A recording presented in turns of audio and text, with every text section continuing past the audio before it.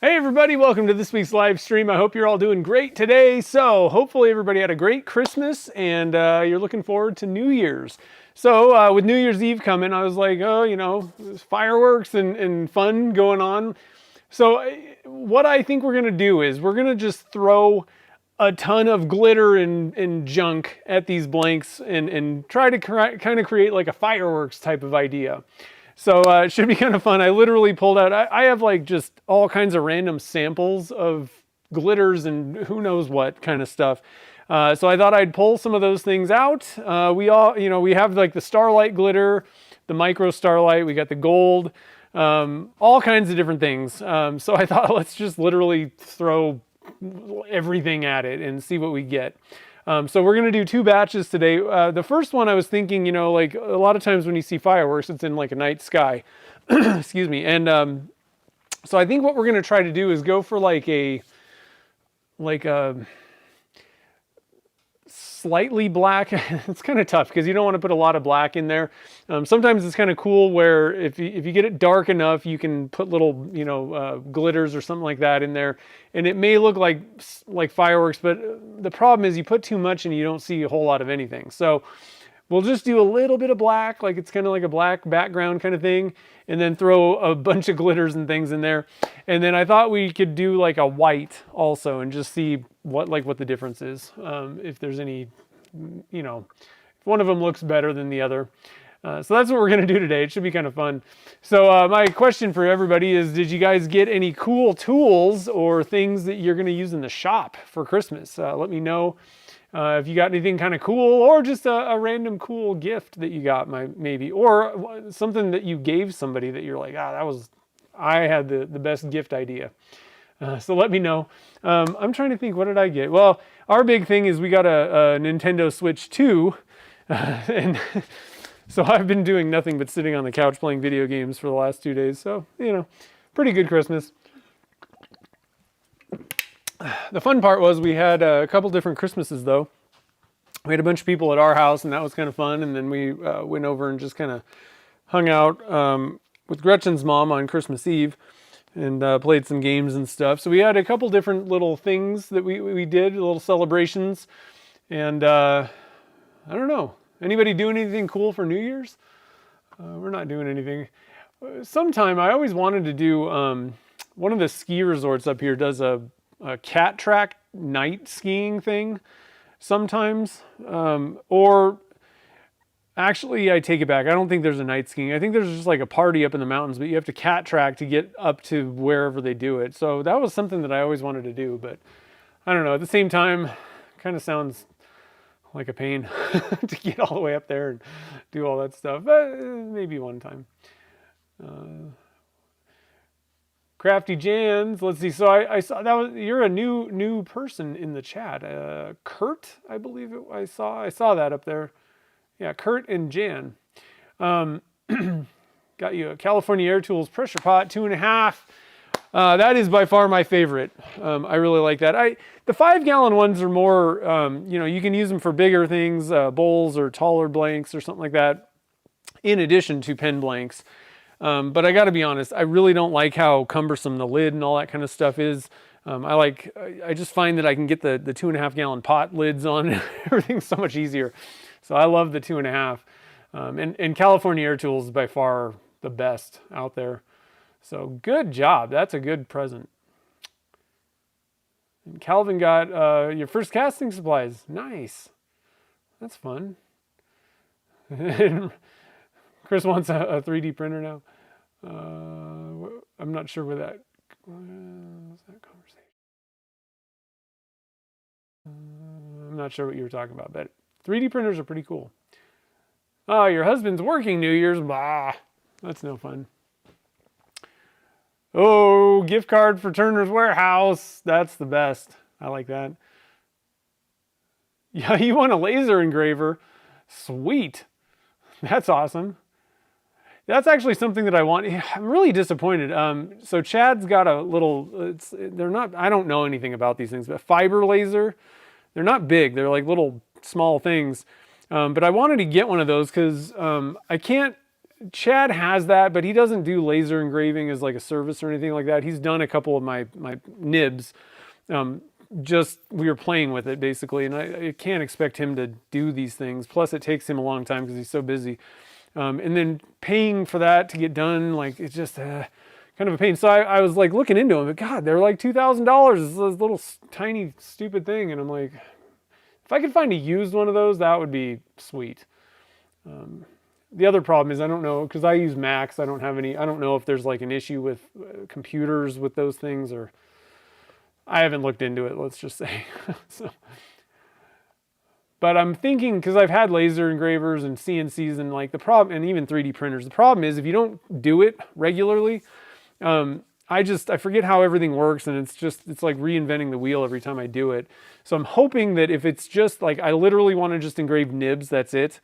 I don't really want to play with it other than that, just get a job done. Maybe I can set it up to where it just does its thing and I don't have to like think about what I'm doing. I don't like doing those types of things. I wish I had time to play around with things like that, but I just don't. So let's see. Lightburn works with Mac. Okay, cool.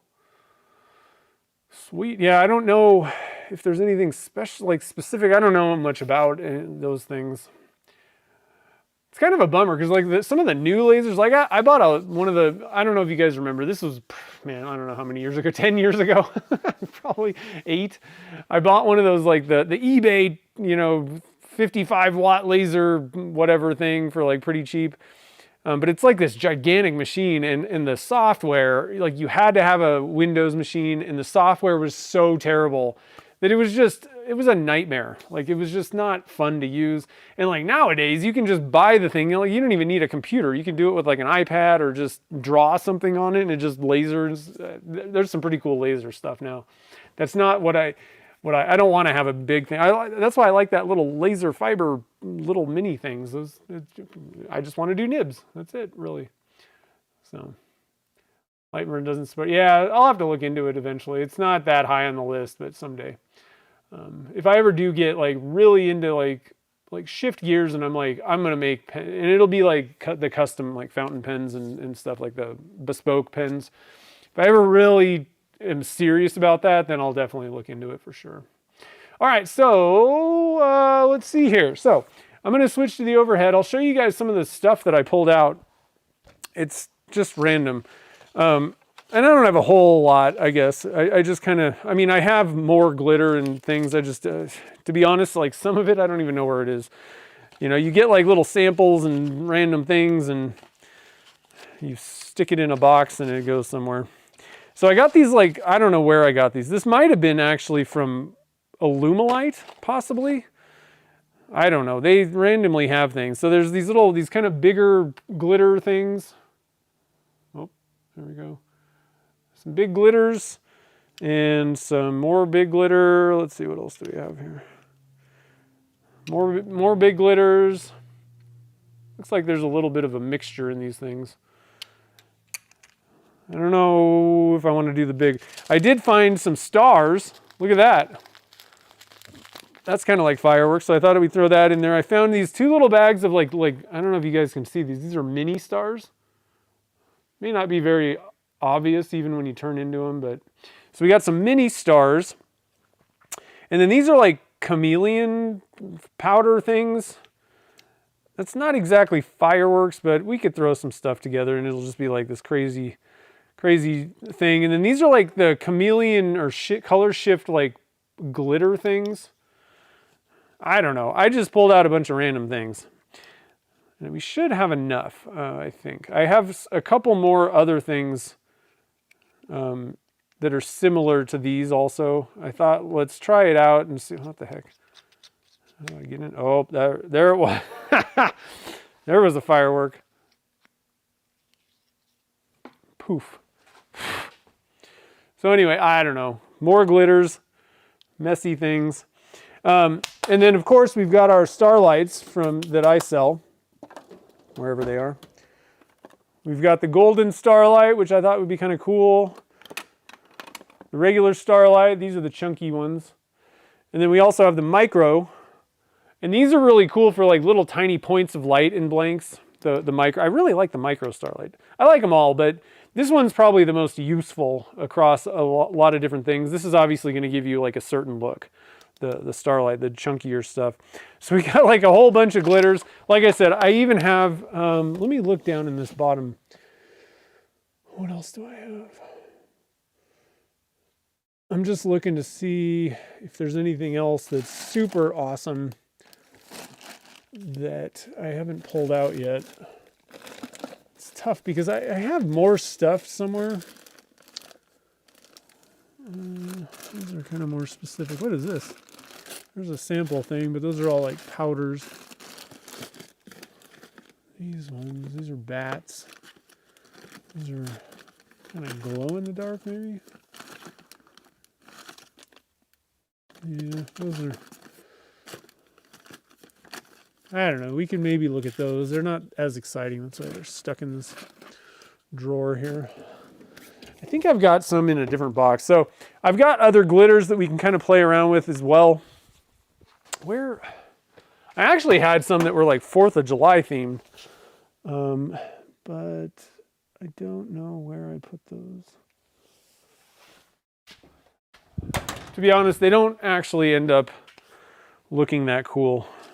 That's why they're hidden in a box. So that's what we got. And then we'll just do, let's see here. Debating which way to go with these. Let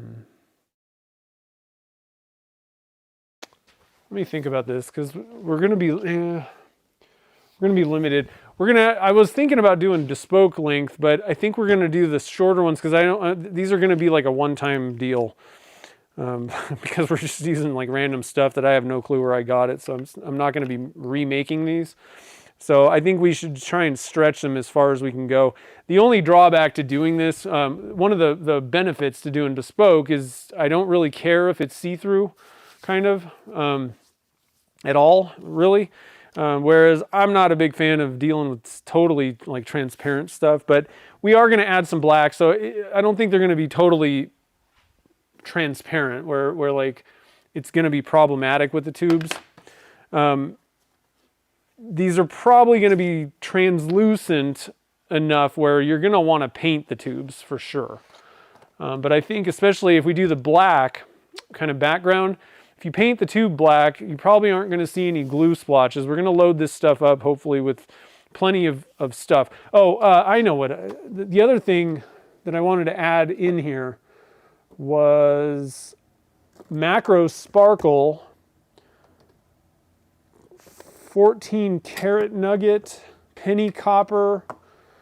So like the macro flakes, those are good for that's another glitter. That's why I was like kind of looking like this seems kind of sparse. Another one that is cool are the Galactic Ghosts. Can do some of that. And do I have anything else? Let's see, we got a gold one. Just looking at all my little jars of fun here. I got some old, let's see, we got blue, red, do we have got a red one? Where's the green? No. Got a macro green. So we can effectively have a little bit of fun with this stuff. Let's see here. Let me scroll up and see if I missed anything that you guys were talking about. UV laser. Oh man, what's that? I don't even know what that is.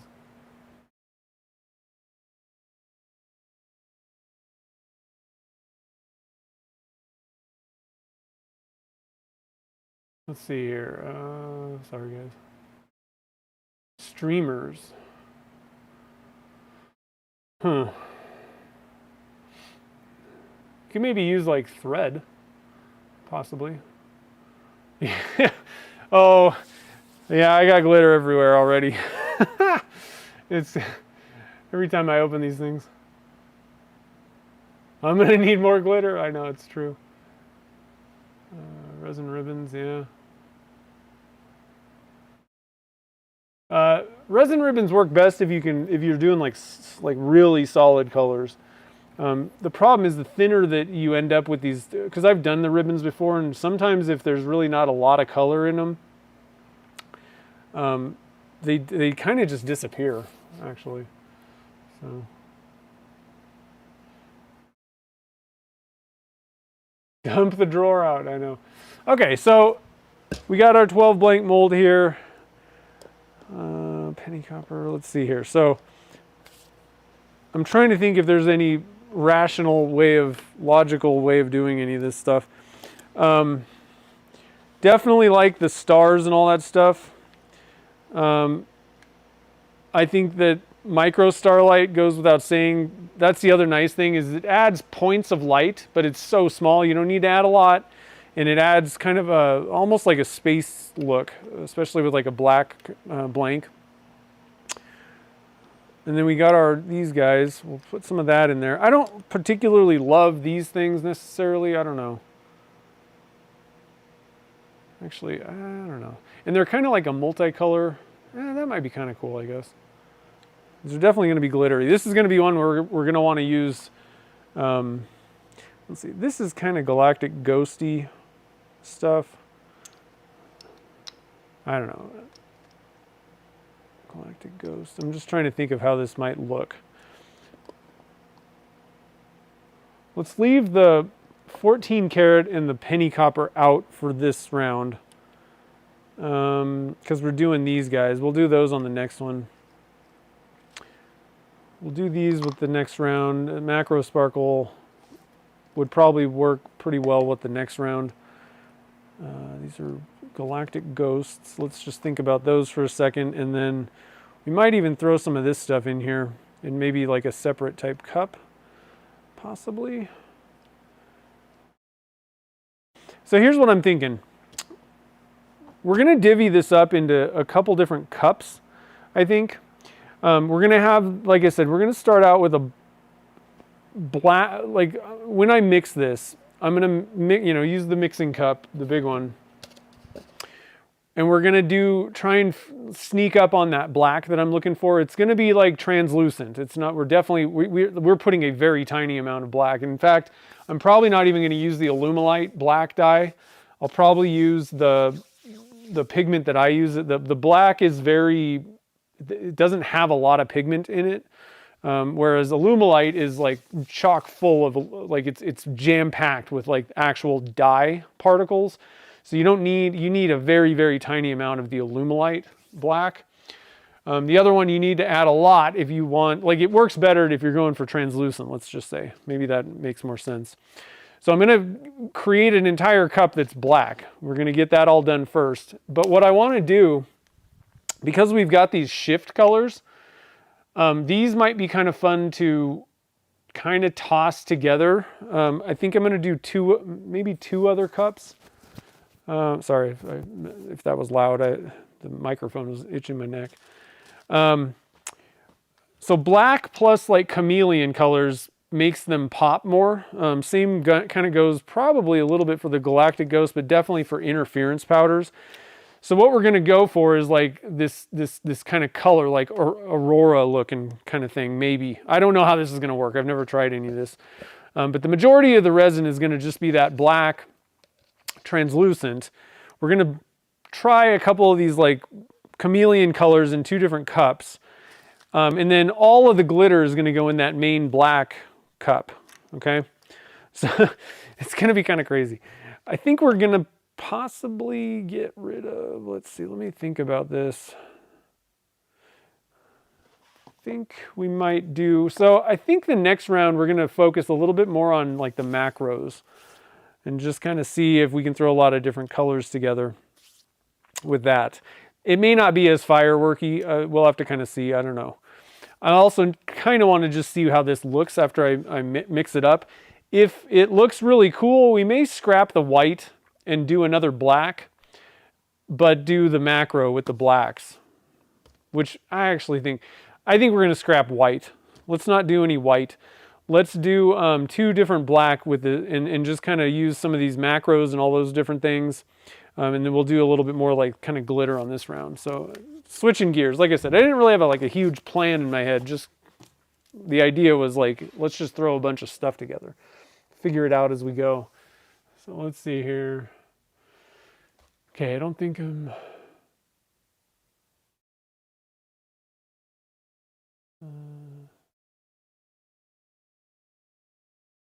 let's see, Ralph was asking, wondering where the best place to get resin and wood blanks for bottle stoppers and shot glasses.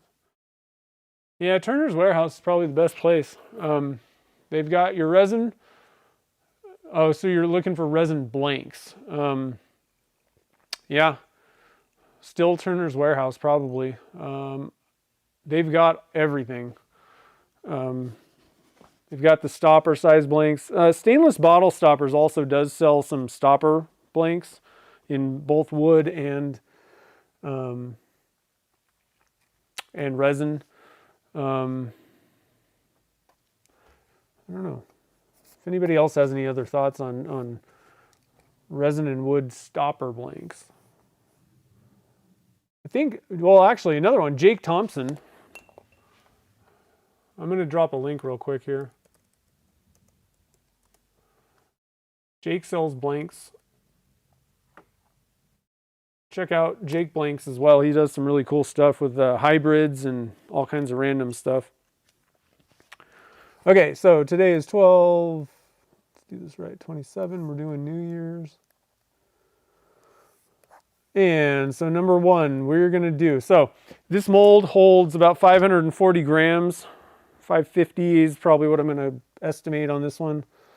I'm going to call this the glitters focused one. So 550, 225 times 2. And like I said, I'm going to do 3 cups. 1 cup is going to, the main cup is going to be the main attraction. It's going to be the most resin. We're going to dump off and try to see if we can just add a little bit of interesting color while we pour. That's more like kind of an aurora thing, kind of going around all the glitter. The problem with doing some of this stuff is sometimes threading the needle between how much color you put in, like background color, and being able to see the glitters and all these different things. It's kind of a tough thing. So sometimes you're going to have to try things out, see how much black dye you need to add to get to the effect that you want, the translucency. But I'll show you kind of how I'm going to navigate this so that you guys can, it's kind of hard. In the end, you're really going to have to turn them and do whatever you were trying to do and see what are the results. You may have to go back and kind of tweak things, and get it kind of fine-tuned, but you should be able to get it in the range of what you're trying to do on the first round. So the first cup, let's see here. So we're doing like 80-20. That's not what I want. All right, so we're going like, yeah, okay, so this will work. So we're going to go about 450 grams is going to be just that black. Then we're going to do 50 and 50. Is that right? Is that what I want? Yeah, probably. 50. I might tweak that just a bit. Let's see here, 50. Yeah, we're going to have to tweak that a bit. We're going to do 100. Is that what I want? 200? Yeah, that's like 50-50.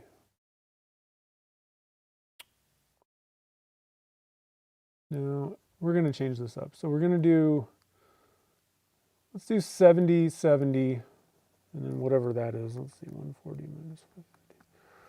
410. Let's make it like even. 475, 75. Okay. So this one's just going to be the black and glitters.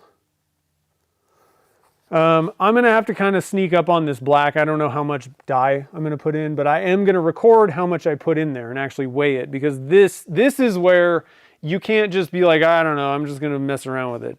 If you want to do this again, if you want repeatable results, and I mean, if like this may be a thing where you need to tweak it, so you're going to have to be accurate in how much black dye did I put in this actually.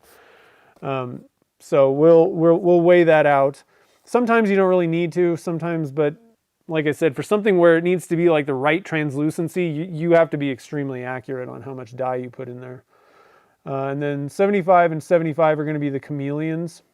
So again, thinking about how this is going to work, there's going to be that black dye thing. Like I'm using basically like that black dye thing for all 3 cups. So I can add the black dye and do all that stuff, which also makes it easier. If you've got a huge amount of resin and you're just sneaking up on some amount of dye, it's much easier to deal with that number when you're dealing with like 550 grams of resin.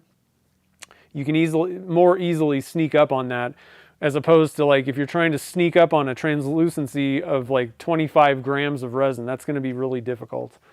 A lot of times you can't get a small enough amount of dye that'll record. Like you need to get a scale that goes to like the 100th gram or something, and it makes it really difficult. So the black, we should be able to dial it in across the board for all 3 of these cups, no problem, and make that pretty easy. Take care of it off the bat. Then we'll dump off some into these other 2 cups, add our chameleons to those, and that's all those are really going to be. And then just dump a bunch of glitter in the first cup, so it's fun. So let's try, I know I've got 4 of these color things. Let's see here. I kind of like this. I don't know. This one's kind of interesting with this kind of copper, and it looks like copper and gold. And then maybe this one with this kind of purple blue. I don't know. This one's like, I don't know what this one doesn't show me a whole lot of change.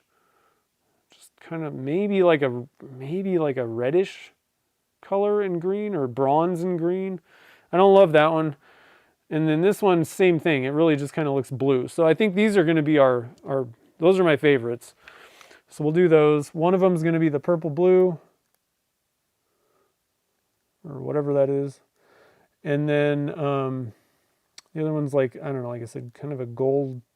It's got kind of red in it. I don't know. Almost like red bronze. I don't know.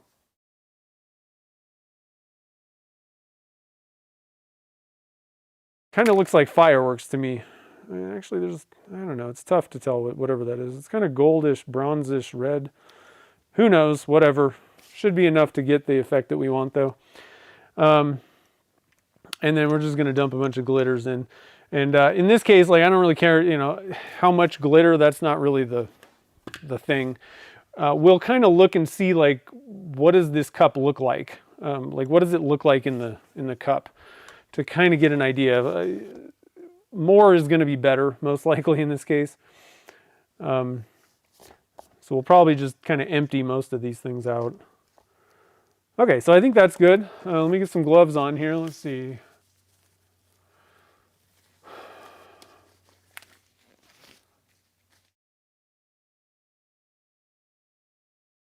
Ooh, fiber optics, that's neat. Let's put the glove on with the thumb in the right position here. Come on. Figure the glove out. This is the tough thing. See, I take 2 days off from the shop. I can't even put my gloves back on. Jeez. Come on. And while I'm here, hold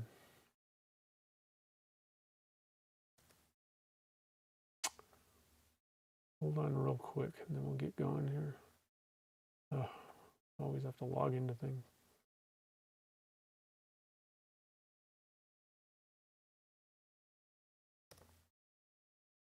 And I'm also going to drop a link. So we were talking about where to get supplies. So here's a link to Turner's Warehouse. This one's got an affiliate link. So if you use that, doesn't cost you anything, but I get a little referral bonus from Turner's.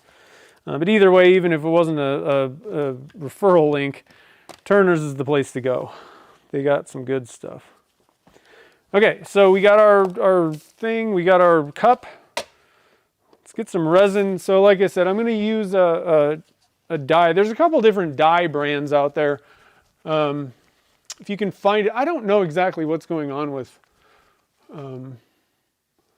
Divine Pigments lately. I don't think, it doesn't seem like Turner's has been getting stock. I haven't talked to Chad about it, but Divine Pigments would be similar to this. It was a little less, so if you're looking for a black that doesn't, it's less densely packed with like pigment in it. So like, and hopefully you understand what I'm saying. So like the Alumilite, if you go to Alumilite's website, buy their black dye, it takes a lot, I mean significantly less, 3 to 5 times less dye, black dye, compared to many of the other ones on the market, honestly. But definitely like the Divine Pigments and stuff like that. You'd have to use like 5 times as much with these things to get the same amount of opacity, whatever, not see-through in these things. So in this case, I actually like being able to sneak up on this. I want it more translucent, but I usually recommend people just get the Alumilite black dye because it's going to go a lot farther. That's the thing, Pigments that have more pigment in them require you to use less. But in this case, I really would rather just start with a lot less than try to deal with like 1 drop or whatever. All right, so we're doing 225 times 2. Now, on the other hand, Alumilite's white dye is way less saturated with pigment than most of the other ones, which is weird. It's more kind of milky, like you're going to have to probably use twice as much white dye. So I usually recommend getting a different one of those. Most of the other companies that sell white dyes pack it with more. All right, so 225. Make sure I'm doing everything right here. Talking, thinking. That's when I mess things up. And we don't want to mess these up. These are going to be cool.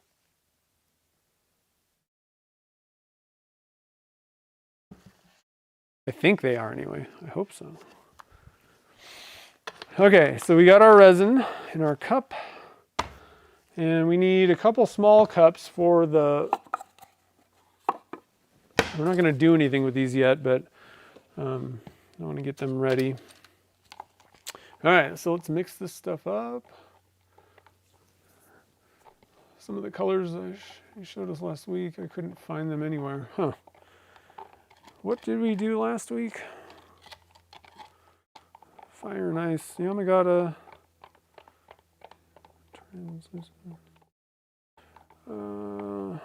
Well, they're available. So the Rainbow and Bahama mica powders, those are available at Turner's Warehouse. That's a P-Town subby mica. I'm looking at my notes from last time. And then Yamagata Red, they've got there for sure. And then there's one called Khaki, K-A-K-I. That was like an orange, I think. Khaki. Like an orangish red. That one you'd have to go to iCandy's website to get, I believe. But definitely they have it. And then we use like translucent red. That's the Alumilite's red dye. And translucent, I think, ocean blue Alumilite dye. So yeah, those should all be kind of available. The only one that was weird that you might have, it's not have trouble finding, but you'd have to go directly to iCandy, is the K-A-K-I, the orangish red one.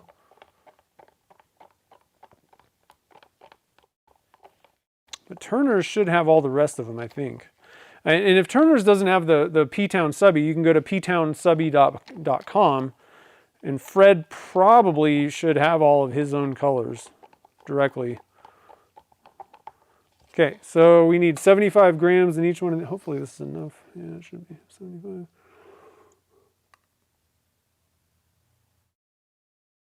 Yeah, that'll do. And these don't need to be like perfect necessarily. There's so many things that do require me to be pretty precise on things that Definitely easier to repeat things if you're precise, but a lot of this doesn't matter if it's precise or not. Sometimes it may be, but in this case it really wouldn't be. If I had 70 or 80 grams or 100, it doesn't really matter on those two. This one kind of matters. Oh, I did this wrong. Dang it. See, that's what happens when I talk. I do want to, even this isn't that big of a deal, but I wanted to add this black dye to the whole cup because they're all going to have the black dye in it. And it makes it easier to have most of it. Now there's a couple grams left over, that's fine, I'm not that worried about it. But so we got about 545 or so grams in here. So what I'm going to do is we're going to add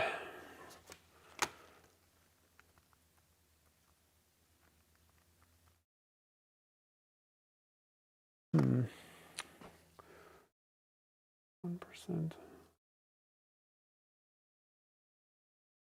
going to add 2 grams first.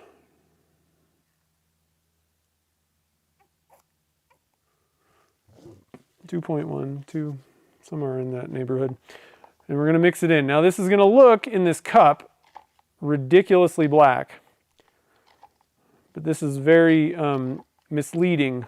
And so this is the thing you gotta be aware of if you're making pen blanks.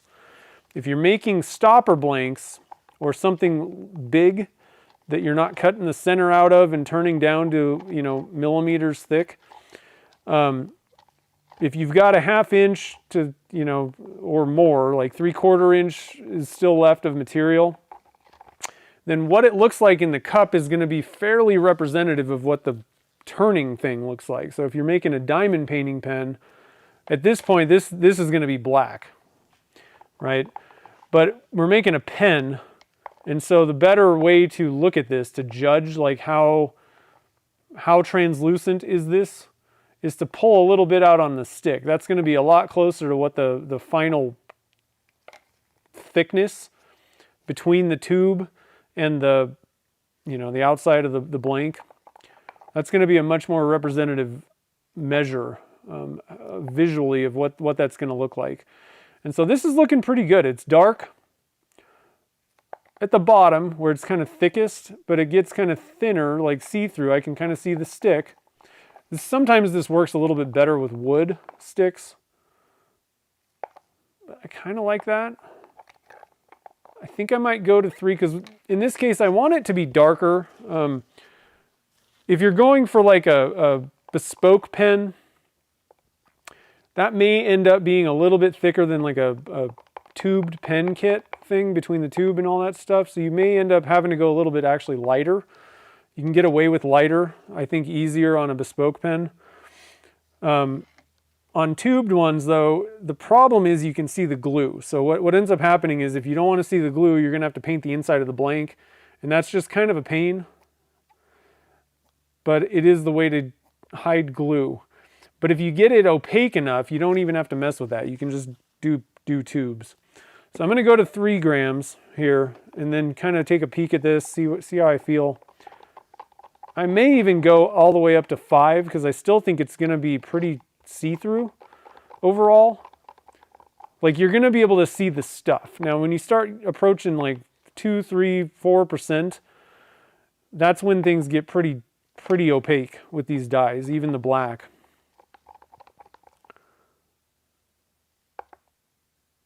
And we want it to be like a night sky kind of, But I think this is going to be pretty good. I'm going to go to 4 and we're going to call it quits. That may be a little bit more than we want, but I think it'll still be fine. So I'm going to do 1 more gram, 4 grams, which is still less than like 1%. Let's see, 4 divided by 1, 4 divided by, that's not right. Yeah, so we're like at 0.007. Somewhat dark, but not too dark. This might be a little bit darker than we maybe want, but like I said, for kitted pens, I tend to lean towards a little bit more opaque. That might be, that might have been a little bit dark, but I still think we're going to be okay. So let's dump out 75 or so. It's a lot easier if you know the numbers for like timing and all that stuff off the bat. I'm just going to say right now. So I'm just going to add about 72 back because there was still some in there when I dumped it off, and I didn't try to empty the cup, so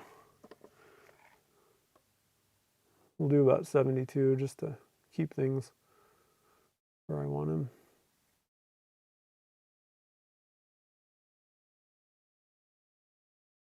Close enough. Okay. So now what we're going to do is dump in glitter. Oh, these things are tight.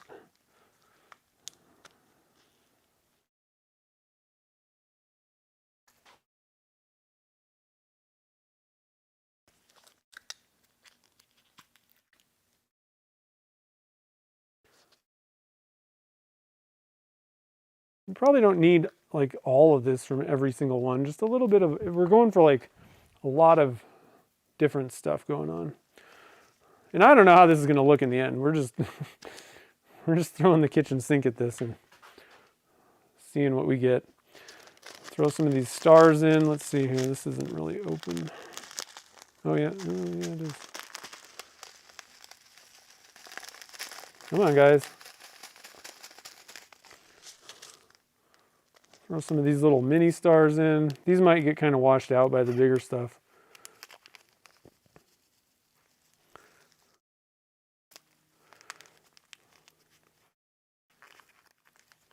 Definitely a good time to use something that's a slower, resin, slower setting. And then we're just going to throw in a little bit of this micro.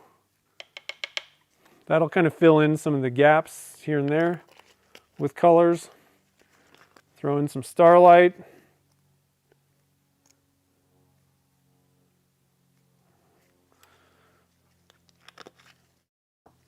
And then throw in some gold. And then we'll mix it up and see where we're at. That may be enough. I don't know.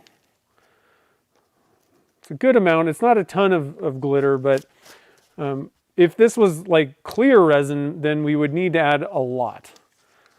Probably a lot more glitter if we're trying to make it so that we don't have just massive areas where there's no glitter. Now this thing I'm going to do an 1/8 teaspoon and see what we get. Maybe a little higher than 1/8, but that's fine.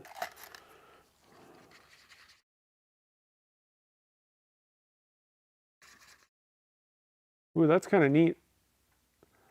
So this will shift colors. It's like a kind of a blue, and I can also see it reflecting like a reddish, like kind of almost like a turquoise-ish, almost blue. There's like a red glimmer to it as well. We really probably don't, that's probably like all we really need. I don't know.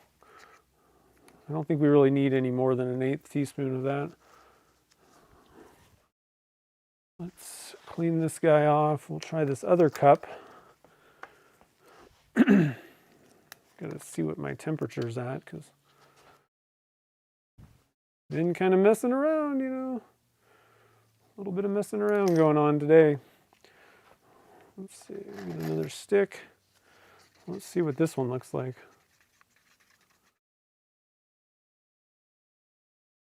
I think we might need a little more on that one. Go with a 1/4 teaspoon on this one. I may just go for a 1/4 on the other one just to make everything even. So yeah, there's a little bit of like kind of a goldish, like a greenish gold, dark gold, and then this kind of like bronze. I don't know if you guys can see that. Pretty cool. I think that'll do.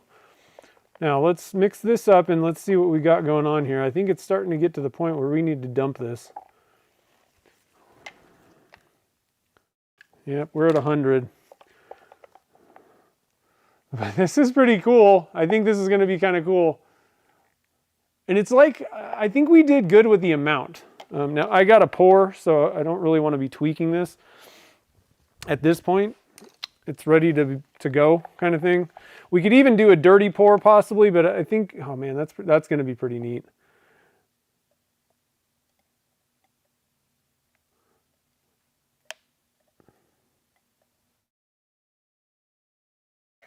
I think these are going to be good.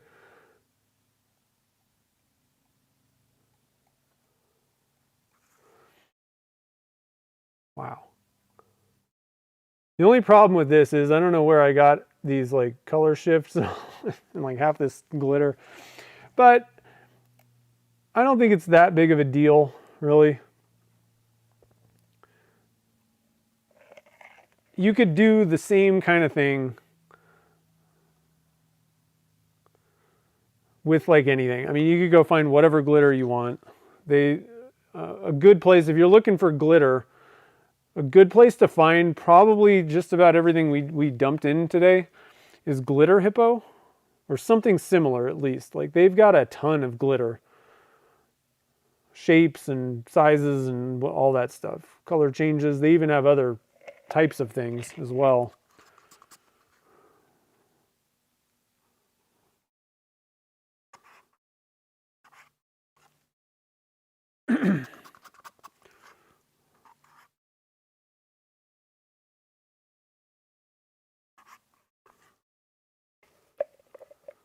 This is getting kind of tight here.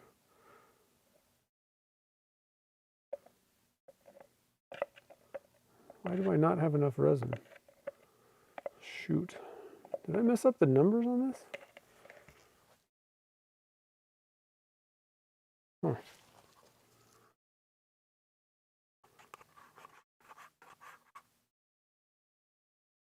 Oh, I think I messed the numbers up. Shoot. Oh, I was supposed to do 275. That's okay. So this isn't ideal, guys. However, here's what's going to happen. So I should have just used the dumb calculator like I always do. I shorted this pretty heavily, but this isn't going to be a big deal. So what I need to do here, this is actually a good teaching lesson. Okay, that's done. I got to get this in the pressure pot right now. But so what I'm going to do is I'm going to have to come back and backfill on top of this. I got all the supplies. I can recreate the black and all that kind of stuff pretty well. But I'm going to have to come back and do another round and just fill this up. So what I'm going to do is in about 2 hours, I'm going to pop this out of the pressure pot. And by then, everything will be set up, but it's definitely going to be soft. But that's the ideal time to add more resin. And there's not going to be any negative consequences to doing this. I don't even think you'll notice anything, like a division line or like anything. There's not going to be any problem. If you attack it right away, you should be good. Even if you waited a few days to pour more on top, it's not going to be the end of the world. But in the first 24 hours, you're going to get the best adhesion to itself. And realistically, like I said, there's really not going to be any negative consequences to this. The blanks aren't going to blow up. There's not going to be cracks or any of that kind of stuff going on. So ideally, you don't want to do that, but I didn't have enough time to like mix up more. I think you're better off just saying, okay, let me put it in the pressure pot, pull it a little bit earlier, and just, deal with it at that time than trying to like mix up more resin. That's usually when you screw the whole thing up.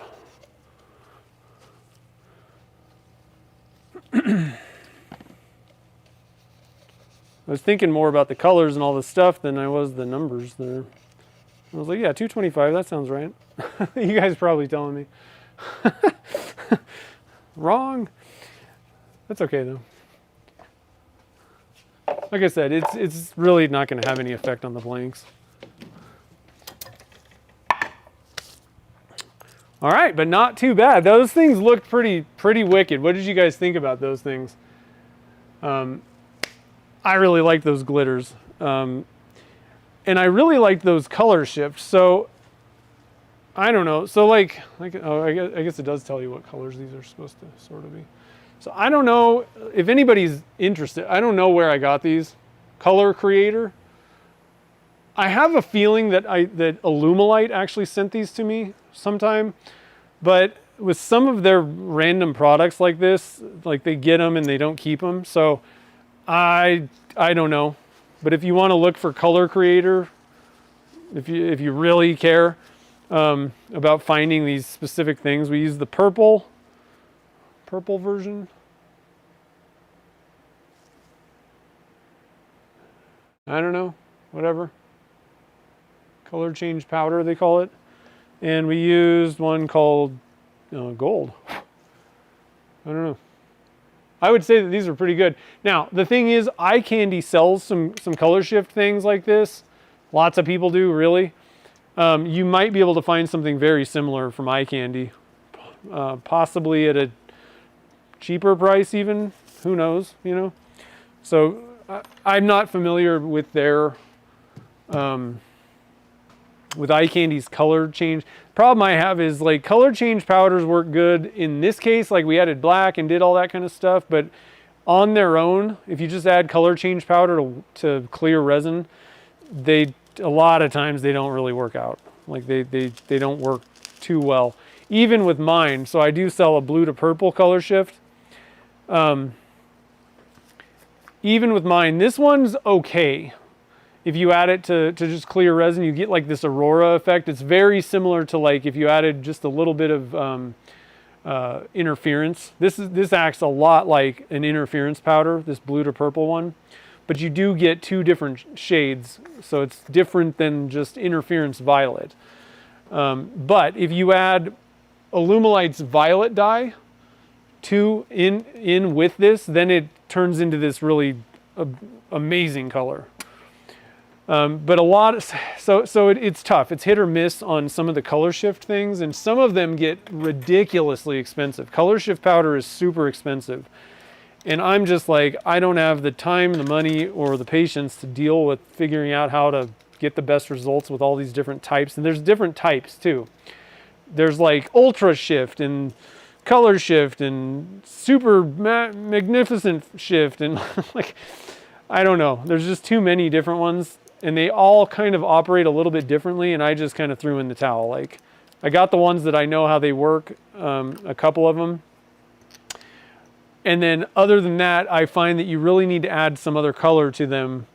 But again, the results kind of vary. Like, I haven't done enough testing with different color shifts and how they like really work the best with what we're doing to really give a good recommendation on how to use them. You know. So let's see here. Intro.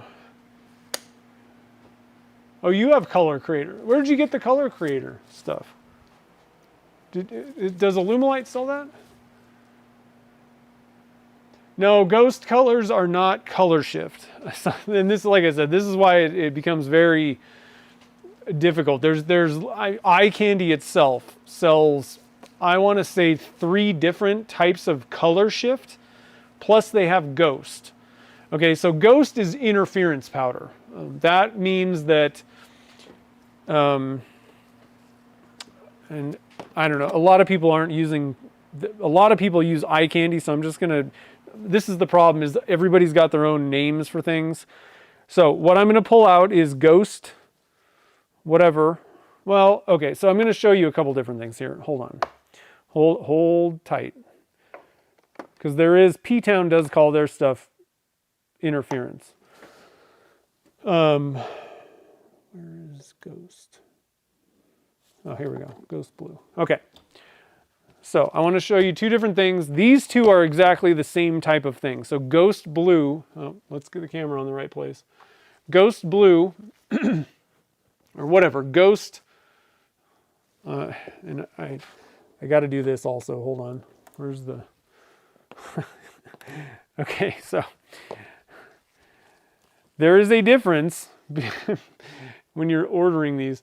And I think there's a third thing that says something. Okay, so Ghost Blue is an interference powder. Okay, so Ghost Blue is the same thing as interference, whatever color, violet blue. They have violet blue, red, green, and gold. Okay, those are the interference colors that you can get from all these, and you can get Ghost Blue, red, green, violet, and gold from eye candy. Same exact product. The way these work, and you'll notice this looks very similar to that color shift powder that I was showing you, the one that I sell. It's it looks like a white basically. And so what it does is if you add this to clear resin, it is going to give it a milky looking white, kind of just like a milky, depends on how much you add, but if you just add a, somewhat minimal amount, what's happening is the way the light hits it, it's either going to look kind of a milky white and really not much color, or it's going to kind of reflect like in this case, this is blue. It's going to give this kind of like reflection of blue, like an aurora looking kind of thing. And that's similar to how my color shift powder works. It's a very similar effect. It's a different thing, but in this case, it's basically like an interference powder that has two different colors depending on how the light refracts off of it. This one's a blue and a purple. But again, it's going to work if you add it to the just clear resin. It's going to look kind of just milky white, but then when you move it around, it's going to kind of give this like aurora effect, either bluish or purple. They're very similar looking colors, but they're definitely two different shades. Whereas Ghost Blue, it's just going to give you a bluish aurora. Interference, same thing, ghost or interference. Violet is going to be kind of violet looking. Green will look green. Galactic Ghost Blue is a different animal altogether. I haven't even opened this. I must have a galactic something in here that's open. I don't want to. Do I not have another? I have a galactic somewhere. No? Oh, okay, I guess we're going to open this. Let me open this Galactic Ghost. Galactic Ghost is an interference thing, but it's a macro sparkle. It's like glitter. More than like a mica powder. It's like bigger chunks of interference stuff. But it's really kind of like a glitter. It's very much like 14 karat nugget, or penny copper. It's bigger chunks of color, but it is going to give you that kind of like, in this case, this is Galactic Ghost Blue. It's going to give off this kind of aurora of blue, but it's a big chunk, more like a glitter. So Ghost Blue, it's a finer particle, looks kind of like powder. Galactic Ghost is going to be a bigger chunk like penny copper or 14 karat nugget, okay? And these are all eye candy products. Or macro sparkle. These are all like the same kind of size chunks of stuff. But the ghosts are that interference where it's going to kind of have this like aurora looking effect. Now, eye candy's got stuff called color shift, hyper shift, and ultra shift, I think are the three different color shifts. And I got to be honest, I have no clue what the difference is between any of them. I think the more intense the word, like ultra shift, I'm pretty sure those things are like the most expensive, and they are ridiculously expensive. I couldn't tell you exactly what the difference is between them, but those are color shifts where there's like multiple. So color shift means there's like multiple colors depending on how you orient it, and they can pack like a bunch of different colors in actually. But interference or ghost, that's just a single color of that, okay? So hopefully that, I don't know, hopefully that kind of cleared things up. It's very confusing. I mean, I got to be honest, there's, all these things. I've been working with the interference things and like ghosts for quite a while. I understand how those work.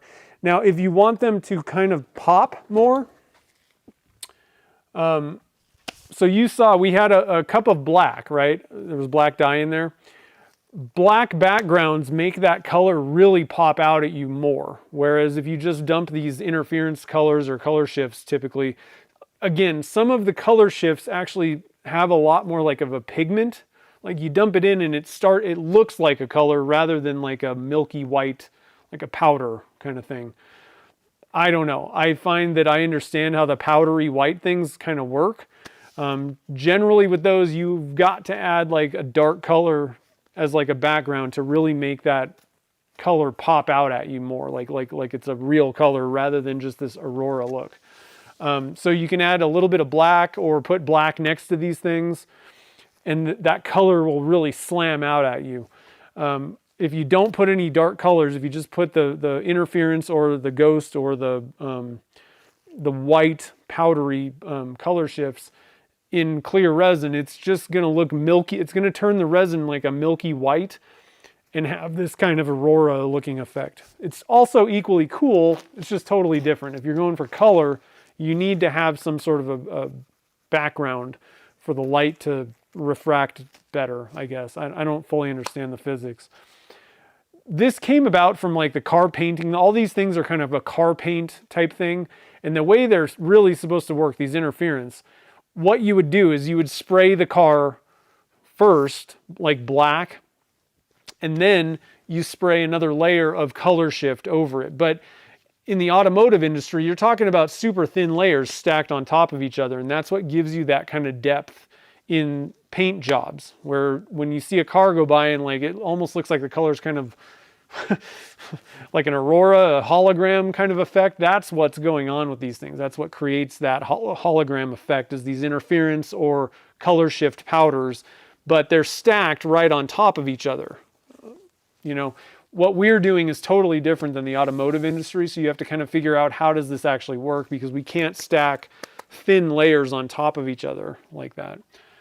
So you can put an interference or a galactic, you know, or I mean a ghost color or a color shift next to a dark color, and that will help pop it out, but it's going to work differently than automotive paint, thin layers. So let's see, Mike said, oh, it is Illuminate. Okay, cool. So hopefully that, I don't know, that wasn't necessarily, hopefully that you understand it a little bit better. I think the big takeaway, when you get into color shift powders, there's all kinds of different types of ways that they all work, and you're going to have to kind of look at them and try them out. I don't know. But color shift means there's lots of colors going on, 2 or more different colors in there, like purple and blue or red and green, something like that. Interference or ghost, same exact thing, just different names of them per companies. Those are just one color where you're going to get that kind of aurora effect. That's as simple as I can put it. Let's see here. Is it colors? Okay. Oh, thanks, Stefan. Yeah, I really like the blurple. We call it blurple. It's blue to purple. Glimmer Ghost. Yeah, I don't know what glimmer. I haven't even tried Glimmer Ghost. I think it's even bigger, like it's like glitter, like really glitter. I don't know. I think they have so many different things. Okay, so let's do the next one. So we're going to be using basically like the galactic ghost type stuff now. Okay, so maybe you'll see kind of how this all works. I call it like a macro sparkle type thing. But we're going to do the same thing. I think that black was pretty good. I am going to try, I'm going to put enough resin in this second batch to get it full, number one. Macro, I'm going to call this macros. We might put some glitter in as well for color, but it'll be a little bit less. We're not going to focus as much. We may just put a few color particles to kind of give a little bit of color, but we're going to go for macros, a bunch of different types of macros in these things. Probably not the color shifts in this one either. We'll use the macro shift, whatever, galactic ghost type things for that. And then we'll still drop some colors, but we're going to do a lot less of the colored stuff in the black, I think. I don't know. We're just playing around with it. So should have been 275. Okay, so 550, we'll do the same thing, 550, but we're going to do the right amount in each cup, times 2. And then we're going to do it,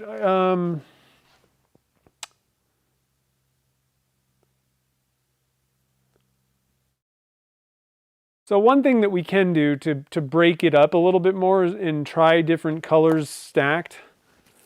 Trying to think how I want to do this. Actually, yeah.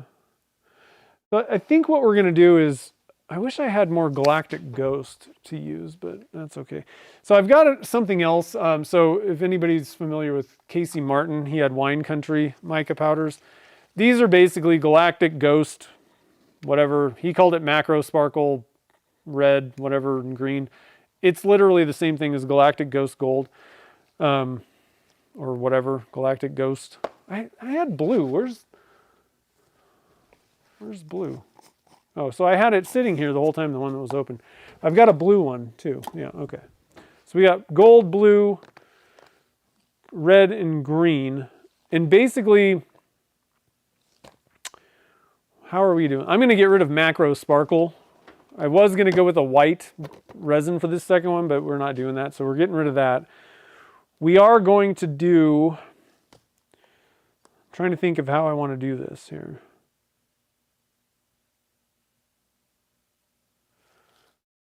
Yeah, I think it'll be, okay, so we might do red and blue. Trying to think how I want to do this. Let me while I'm doing this, I'm going to pull out my mold, get that ready. What are these things? These are basically just the same thing. I don't think we need to, that one's kind of interesting. There isn't much in this one. This one's kind of multicolored, so I think we'll throw that in the main cup.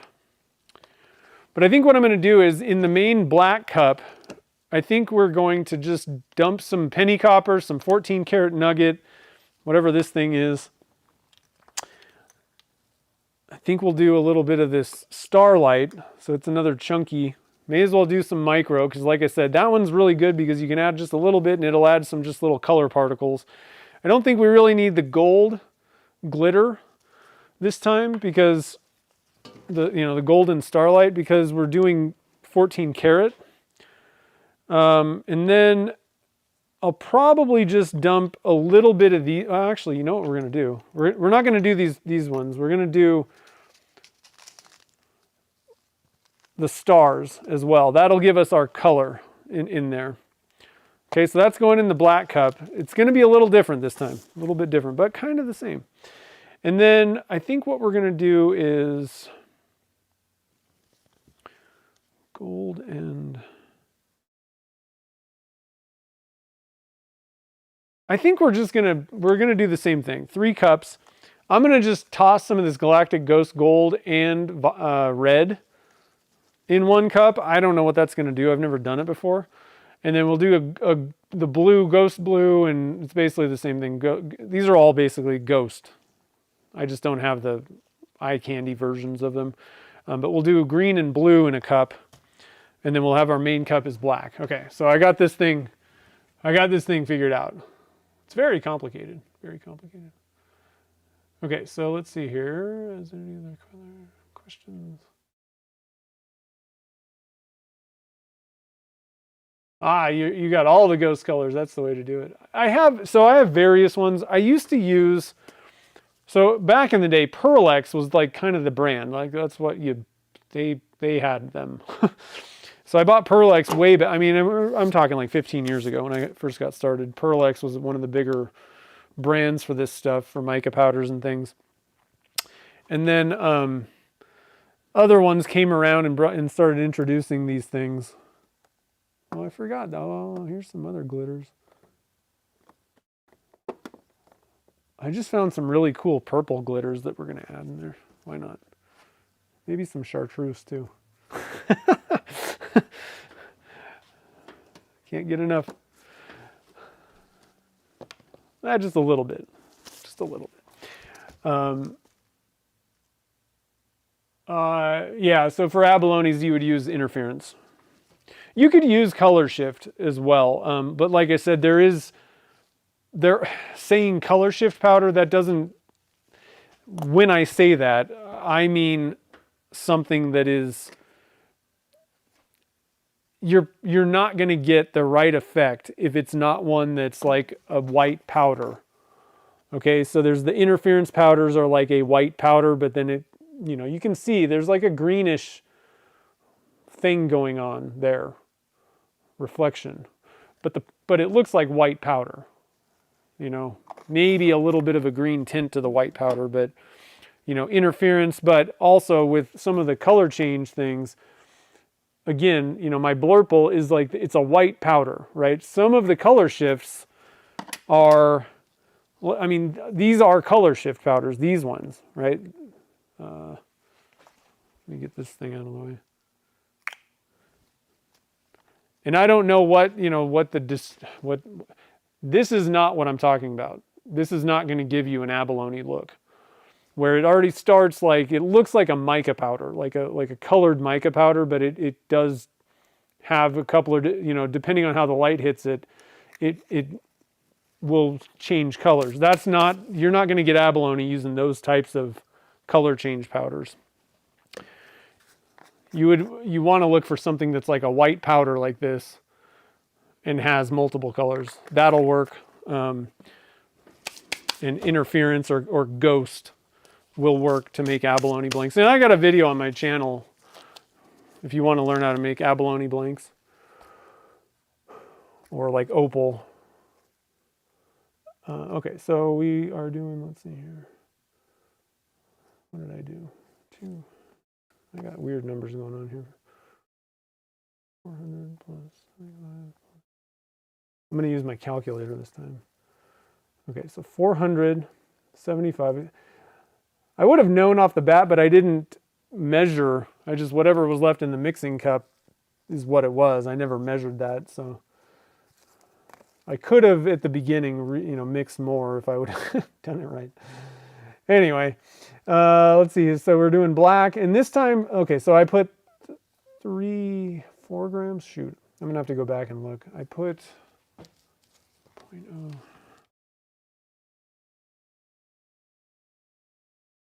And actually, that didn't work out because I didn't have the right number in that cup.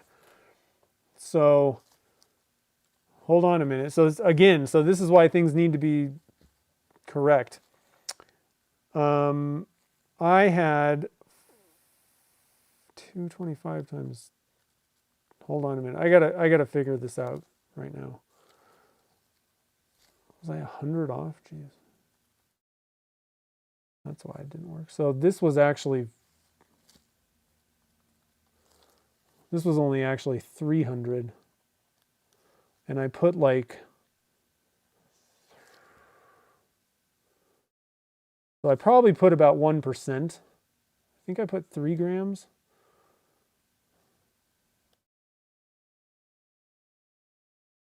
I'm going to double check that. This time, we're going to put the right amount in. So I'm going to look at 2 grams again. Basically, I think I want to put the same amount in. But it'll be the right, but it'll end up being different. So in that black cup, what I ended up with was only 300 grams last time because I screwed up the numbers. So this time I'm probably going to end up putting the same amount of dye in, but it's 100 grams more resin. So it's going to effectively reduce the percentage number. I don't know if that made sense, but.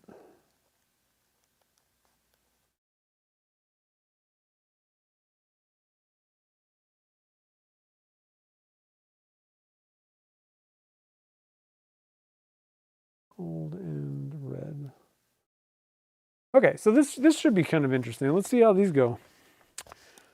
2 totally different things, but I mean, in the end, I think it's going to look kind of similar.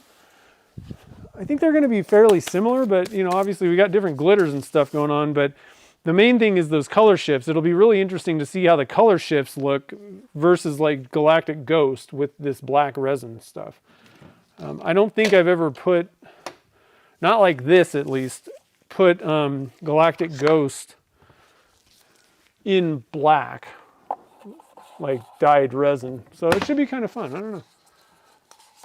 Did I do 4 grams? I did 4 grams. Okay.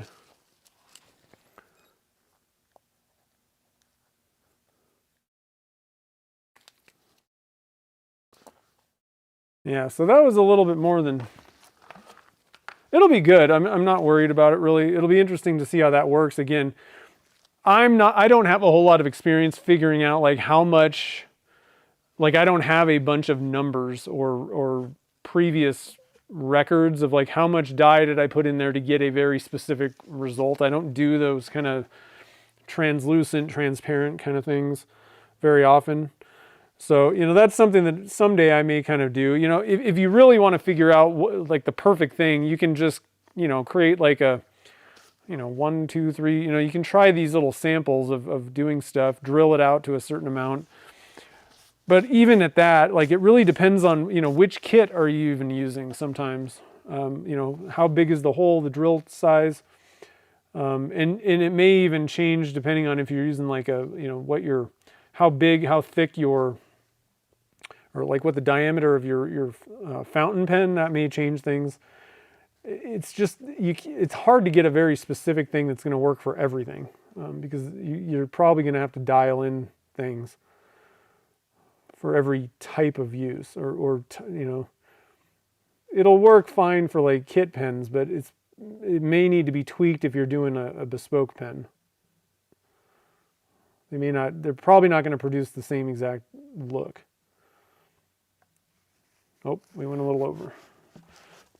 My arm was getting tired of holding the jug. And I blooped it.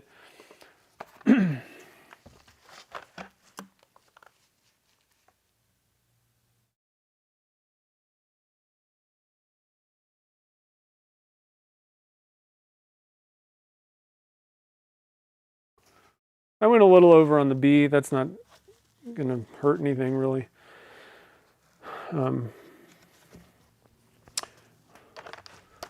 Adding a little extra B when you're dealing with Alumilite Clear Slow is not that big of a deal. You're better to be over on B than A, but I don't recommend, you know, in general, you're way better off being more accurate with your mixing than just being like, well, it's kind of close within a couple grams. It's not always a good thing. You're always better to be accurate, especially with epoxies. They can be really kind of finicky sometimes. And other resins also. If your mix ratio's off, you could end up, I think it's much worse if you're only mixing up like 20 grams of resin and you're off like by a gram, like you're probably going to have problems.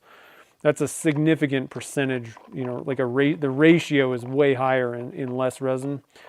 If you're mixing up 500 grams, if you're off by 1 or 2 grams, probably not going to be a big deal, but you're always better off being as accurate as possible when you measure this stuff out, because for me, the biggest reason is if you do have a problem, if you're just willy-nilly like, well, that's close enough, I don't know, you know, not really paying that much attention to how close you are, you don't know if like the problem actually was maybe caused by the amount you were off or if it was something else. And so if you can be more accurate, at least you can check that box and say, well, you know, I was very accurate measuring this. So that shouldn't have caused an issue. Troubleshooting can be tough sometimes.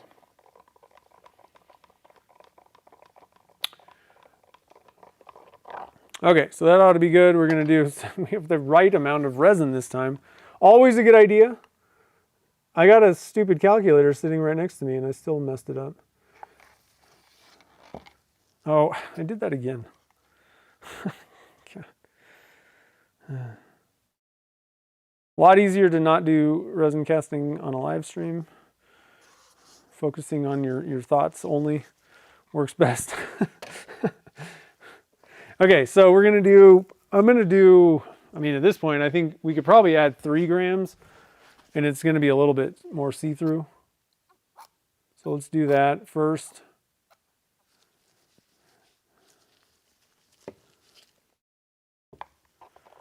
And then take a peek at it. I think I'm probably just going to stop there. because I want this one to be a little bit more see-through than the last one. So this should definitely be on that level. Yeah. A little bit more see-through. Even at the bottom, I can kind of see through the stick. So that'll be good. I still think we're going to be good to go with the transparency. Like I said, I was a little heavy-handed last time, but I don't think it's going to cause a problem in any way. I don't think it's going to really detract from being able to see all the goodies that we put in there in the final pen. However, I also think that as long as we paint the tubes, I don't think this is going to be bad either, being able to see through a little bit more. I don't think we're going to have an issue with seeing like glue splotch, you know, stuff, like a lot of that or anything. So we'll do about 70.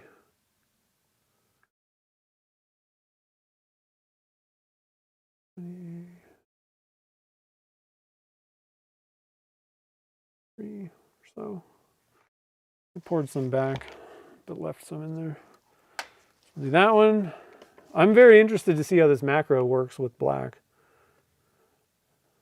Maybe terrible, I don't know. Hope not. It's a little over on that one, that's okay. So we got our two blacks there. Let's dive into this because I'm very interested to see how this actually works.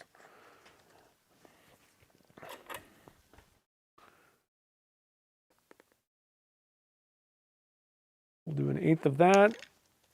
The green one, and then we got the blue one here.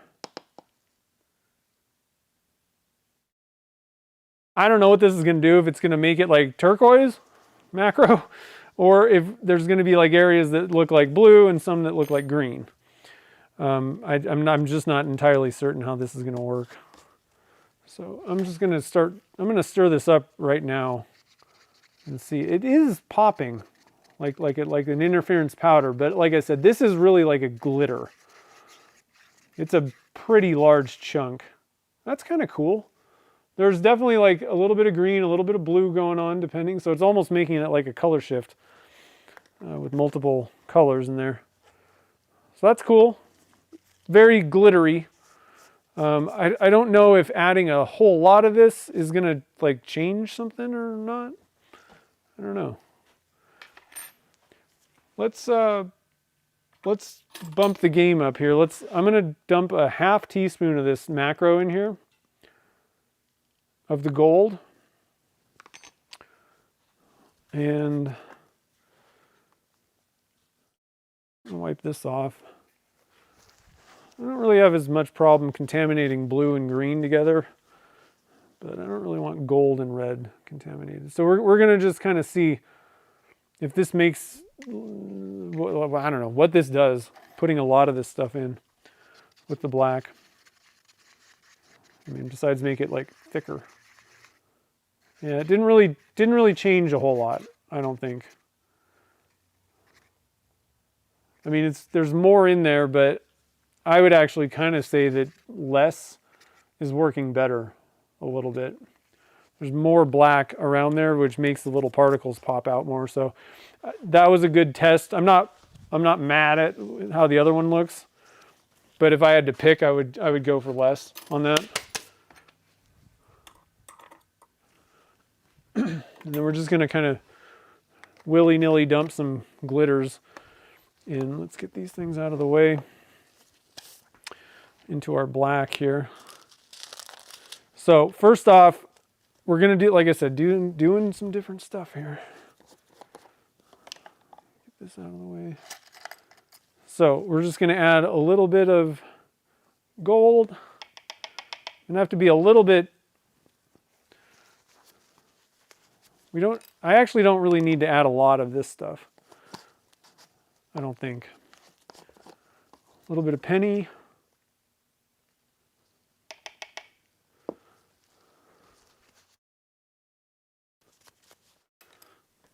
little bit of whatever this thing is. These stupid seals. Good Lord.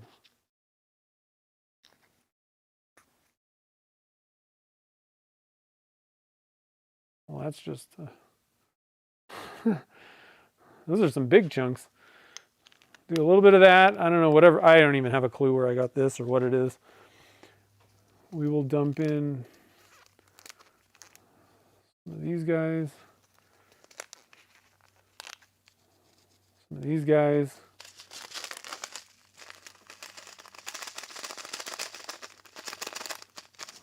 Some of those guys. And I've got some Starlight going on. This one's going to have everything also, but a little different, right? There's Starlight in there. And the Starlight is basically, it's a glitter. Full-on glitter. It's not even pretending to be something else. And Starlight and Micro Starlight are available on my website. If anybody wants to snag those two. Penny Copper and 14 Karat Nugget are eye candy. The Galactic Ghost is what I put in these other cups. We get a little bit of purple going on. Look at that. Adding a little bit of purple. That's what we were missing on the first round. And this is just a glitter. Do a little chartreuse. Why not? This one's a finer glitter. Probably don't need that. Too much of that. The finer powders, the finer glitters tend to kind of go farther. Like it'll end up kind of visible and, I don't know, more of the resin, it seems like. So let's see what we got. We might end up adding, yeah, we're going to have to add more, I think. But if I pull this out, we've got a lot of different things going on. So we want to add, let's see here. I'm going to add some more of the 14 karat. So we'll do 3 scoops of 14 karat nugget. I think we need some more chunks. 3 scoops of the penny copper. See how that's looking. Ooh, that added a lot. But I do think we still need a little bit more glitter going on here. Add some more stars. I want to keep a little bit more just in case I need to make something last minute. Let's just dump a little bit of this in here too. And I think that'll do it.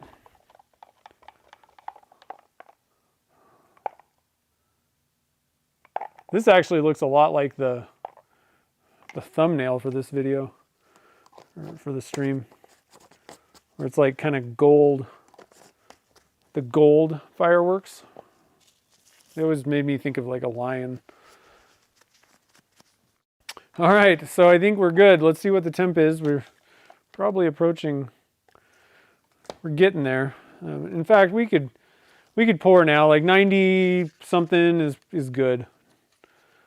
Honestly, 100 was a little bit high last time, so I think we're just going to go for it.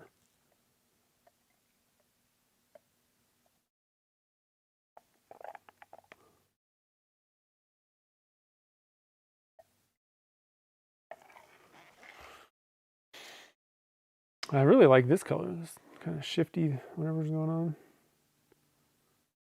So hopefully this will give you some ideas. You know, one of the cool things about doing something like this, where we're literally just... Shut up and take my money! Who knows what we're doing, basically. We're throwing stuff at the wall. The cool thing is you get a good idea of what, you know, so okay, this is what macro plus black looks like, right? Because I couldn't have told you, really. I would have had an idea. It's on par with this, but this isn't, if I had really thought about it, I don't think I would have came up with, oh, it's going to look like this, you know?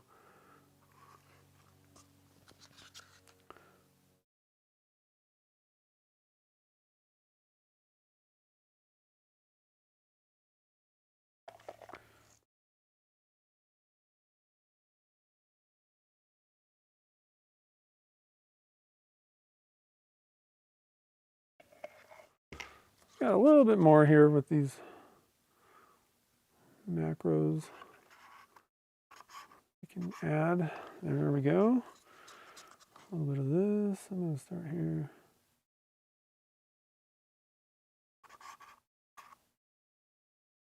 Very good. Hey, this time I actually filled the mold. Way to go.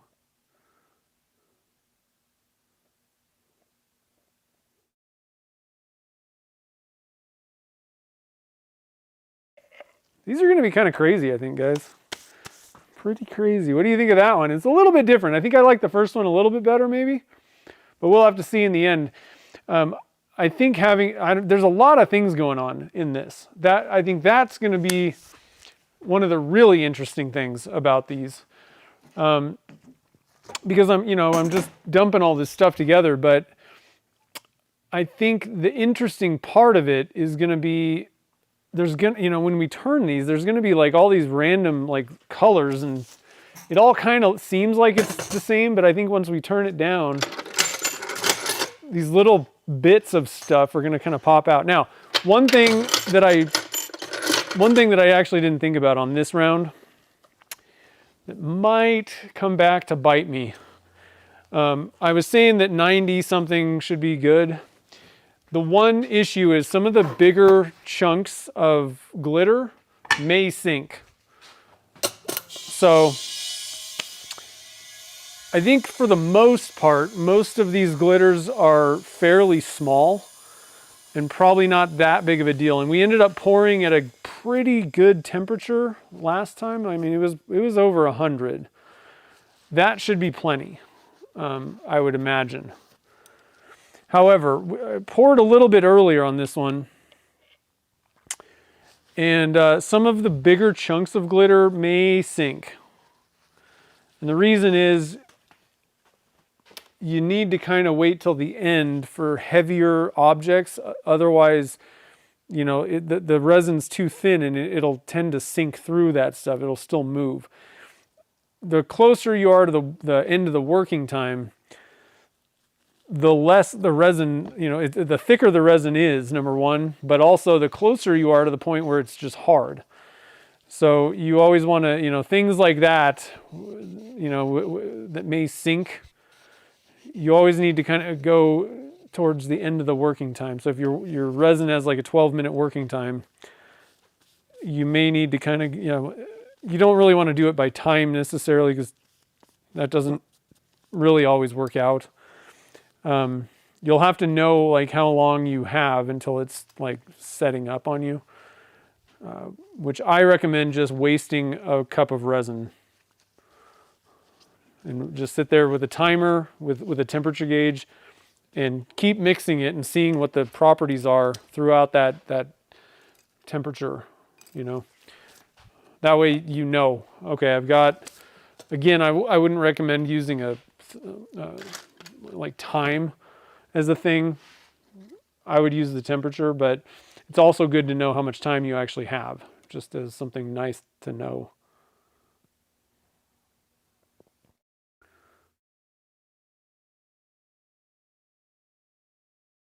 Do a little bit more there. There we go. Yeah, this is pretty cool. It's very interesting. Definitely on the see-through side. 1% with this dye. Every dye is going to be different, so don't necessarily just say, oh, well, he used like, some amount. You're still going to have to, because the dye that I'm using isn't, available anywhere that I know of. So they're all going to be a little bit different. I would say the closest thing is Divine Pigments. It acts pretty similar to the one that I was just using.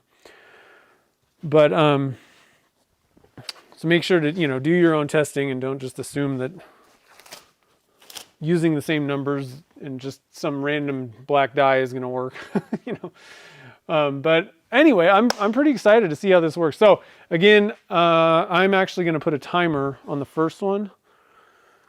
I'm going to pull it. So I'm going to do 1.5 hours probably.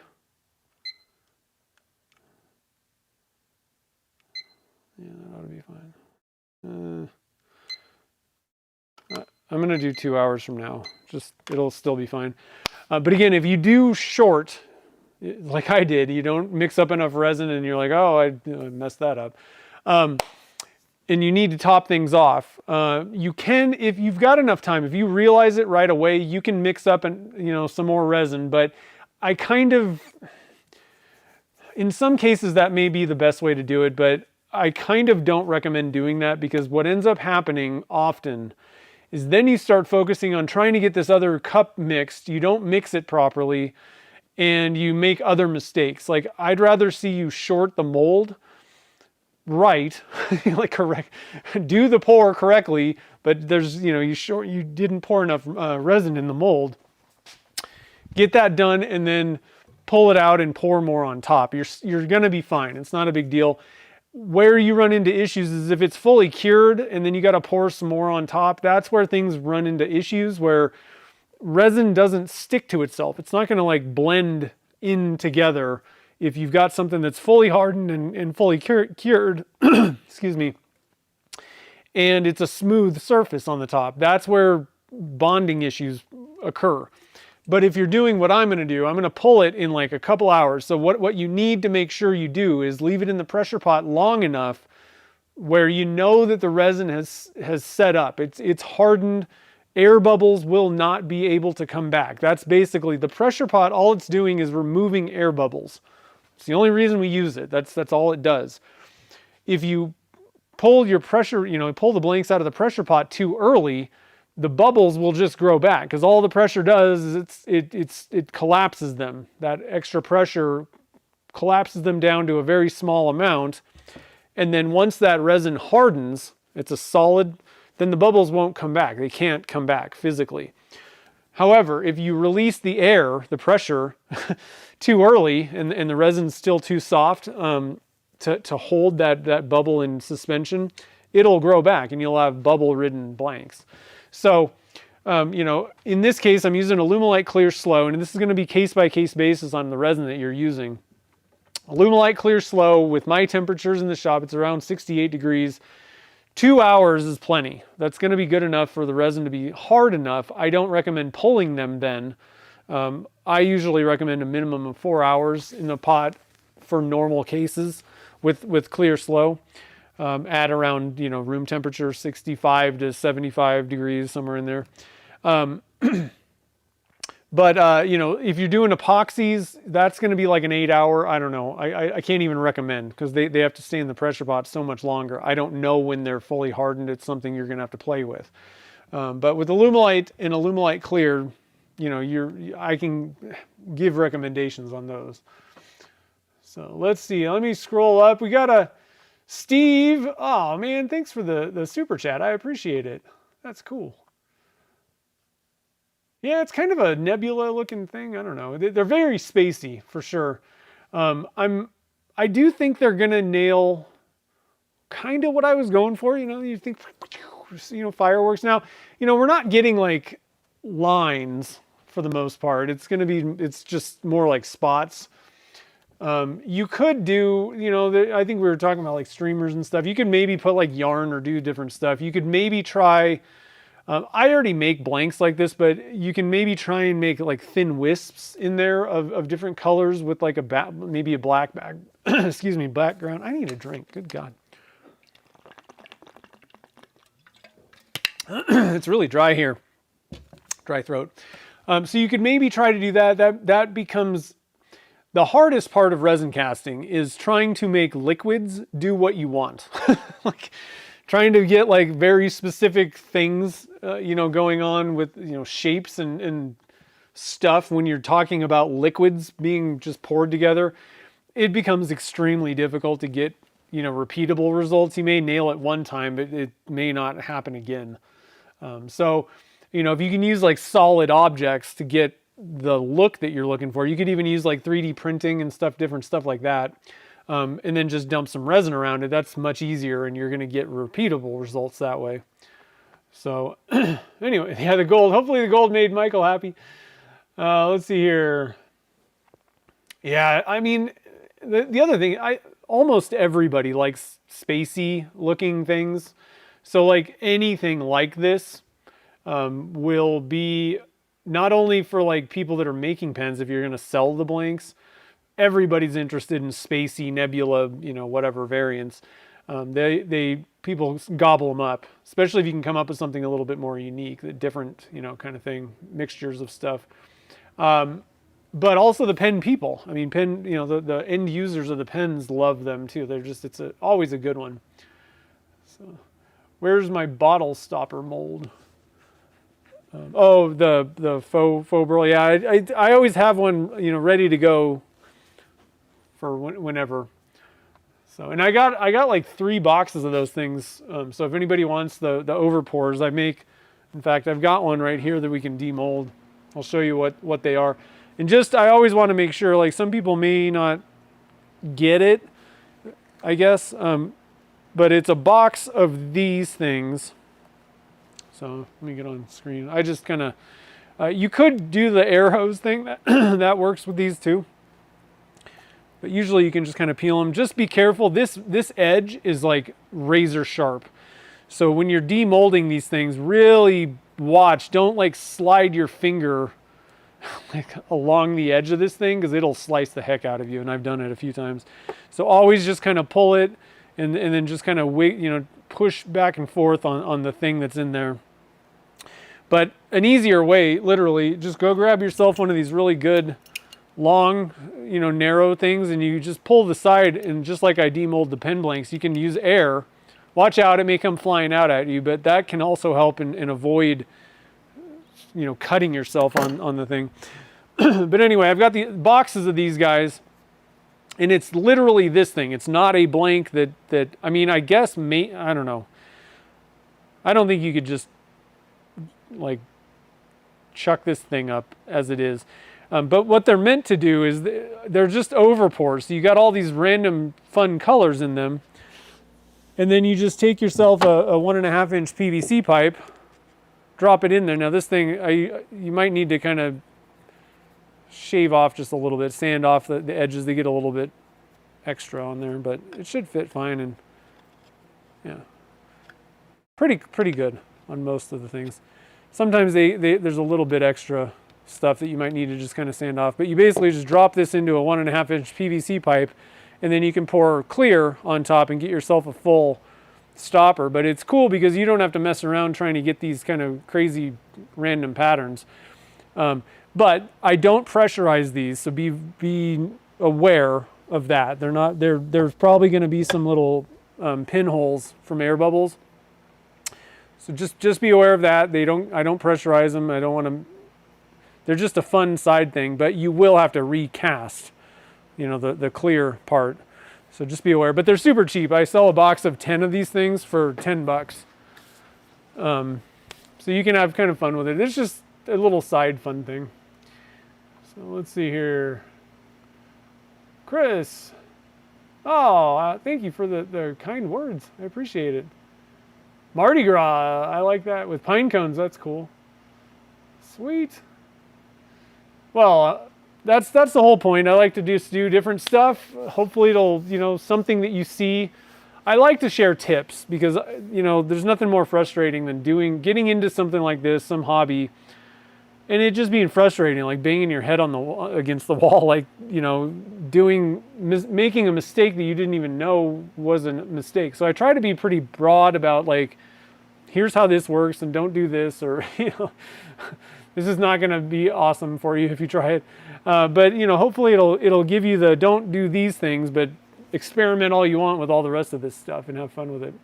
And try to, we try to do all kinds of different types of things so that, maybe you don't really want to do the thing that I did exactly. And realistically, just copying the same exact thing isn't always fun anyway, necessarily. But hopefully you saw something, some part of something where you're like, oh, I could take that, mix it with this other idea that I have, and come up with, this idea that I've been thinking about. That's usually the awesomest, is when you kind of take it and run with it, something that you saw. Yeah, the sharp edges can get your mold too. It's true. Just be, like I said, demolding stuff, just be careful. And I mean, even when, even if you're shooting them out of the mold, be very careful. Like, I mean, realistically, if you're literally going to shoot them like I do, or you shoot them out and try and catch them, You might want to put like a face shield on. I mean, it's not out of the realm of stuff. Maybe minimum like an eye protection kind of thing, which I do. I throw those on when I'm doing the reels and the shorts, the videos with that. Because to be honest, I don't do that every time I demold blanks. What I do is, well, and another thing is I also put a cut resistant, although it's been cut, obviously.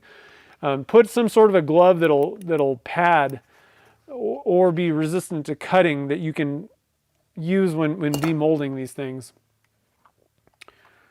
So I just kind of peel the thing back with my thumb, but if you just had an exposed thumb sitting there, like it can come out and rip your thumb apart. I mean, obviously I've had some issues, but what I do is I just kind of let it pop up against my hand. It's just much quicker than me trying to catch blanks all the time for the production runs anyway. Yeah, always be careful. It's just kind of silly. I always feel dumb when I like cut myself on blanks demolding them. I'm like, well, wish I wouldn't have done that. So anyway, let's see here. Yeah, stabilized cones work better. So for me, nobody asked, I know, but for the bigger pine cones, I find that stabilizing is kind of I don't know if it's a must, but it really does help a lot. For like the really mini pine cones, I don't recommend it. I think it's going to be way more of a hassle than it's worth. Like there's really not a big advantage. I'm trying to pull examples of what like the sizes that I'm talking about. Well, I don't really have examples, but they're all kind of up. I can't get them out. If we're talking about like the super mini pine cones, I think those are the redwood. I don't know what they are, but they're very small. They don't even really barely look like a pine cone. They're just very twiggy. Those things definitely not, because you're just going to have stabilizing resin all over the place in them that you can't get out. For like small ones, for like the black, what do they call that? Black. I have some very specific ones. Black cypress or something like that. Black spruce, or forget what the other ones are. But if we're talking about like very small, like an inch or so, just make sure they're fully dried out, like way dry, 0% moisture, and then you'll be good. If you're talking about like a medium-sized pine cone where it's really got like the leaves and all that kind of stuff, at that point where it's really got structure, if you cut into the little petals, there's air, there's actually space in between there. That's where stabilizing, I think, benefits the blanks. Otherwise, you can run into some issues. No matter how dry you get them, they're tough to turn. Like there's little chip outs and things, which there's still gonna be there. It's a pine cone, but stabilizing definitely helps at that point, I think. And then large ones for sure. Just my thoughts.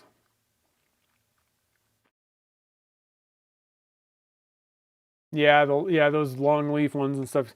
You definitely get an advantage. But having said that, when you start getting into the really big pine cones, if you're doing like bowls and stuff, and you're talking like the gigantic ones, I think you still get a benefit, but you're still going to run into issues because there's so much gap in like the little leaf things that the stabilizing resin can't fill that, and it it's inside the leaf, so you're going to end up having gaps and things in the end anyway on the really big ones.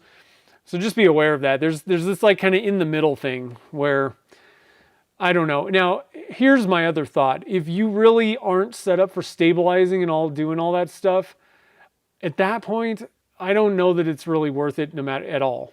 Because are you going to go out and buy, unless you were planning to go buy all this stabilizing stuff, it's a pain. You got to have an oven that's pretty accurate and can maintain a good temperature. You got to buy a ton of the stuff to get them fully submerged. And if that's all you're doing is pine cones, like, I think you're better off at that point if it's a one-off type thing. If you're going to continually do this stuff, then it would be worth stabilizing and putting the time and investment into that. But if you're doing this like once, just deal with the ramifications that the pine cones are going to be a little bit more difficult to turn, but they should still be fine. It's not like night and day difference, I don't think, if it's stabilized. And they're not fun to stabilize. Like, honestly, they're kind of a pain to you got to get all that junk out of there, in between the vacuum step and the baking it on, like the curing stage. And it's not very fun, honestly. They don't really take on color too well either. So, like, the advantage is a little bit, and if you're already set up to stabilize, I would say go for it. But if that's something extra and this is a one-off, I would just, the main thing is, though, you have to fully dry them. I mean, like, leave them in the oven for hours, to make sure, and then don't turn the oven off and just like stick them in a Ziploc bag overnight. They're going to grab a bunch of moisture again. So what I recommend is literally take them out of the oven hot and put them, and then cast them. And at that point, if they're fully dry and all that kind of good stuff, you should get pretty good results even if they're not stabilized. The medium-sized ones do benefit, I think, from stabilizing in large, though. So, but yeah, the small ones definitely not. There's no way. Like, you'd have to like blow off every single pine cone, and at that point, it's just not really doing anything because there's not enough like meat on them anyway. So just dry them out fully, dump them in your resin, and you're good to go. But again, a lot of people mess up that they like dry them in the oven for like hours, take them out, and then like they're just sitting out in the shop, maybe in a Ziploc, which that's not airtight.